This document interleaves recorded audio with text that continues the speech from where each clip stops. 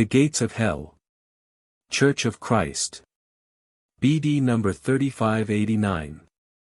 October 29, 1945, the quintessence of Christ's teaching is the commandment of love for God and one's neighbor. Hence, wherever this is taught and practiced, there is true Christianity, there is the Church of Christ, which has its foundation in its firm faith in Him and which therefore will continue when all else comes to an end.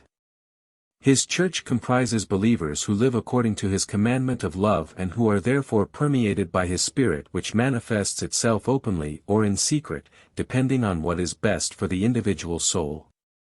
And Jesus Christ guaranteed that this church will last forever with the words, "The gates of hell shall not prevail against it." At the same time His words indicated that it will be attacked by the forces of hell.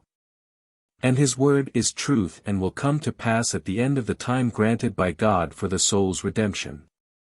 Then the Church of Christ will be assailed by forces which are hostile to God, yet it will remain victorious and be recognized as everlasting by its followers, by the community of believers who practice true Christianity, abide by the teachings of Christ and live a life of love.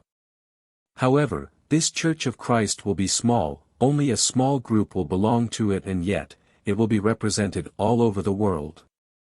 Truly lovingly active people and therefore true Christians will live all over the world. Their love will gain them wisdom, and thus they will also be profoundly devout and acknowledge the God of love who embodied Himself on earth in Jesus Christ and consciously strive towards Him. They were all promised by God that He would remain with them until the end. He promised them His Spirit because they belong in truth to His church which He Himself founded. And thus He will protect them until the end from spiritual and earthly ruin, because they live according to Christ's teaching, with love for God and their neighbor, and belong to those who will be shielded from death, who will be taken by God into the kingdom of peace before the immense destruction takes place.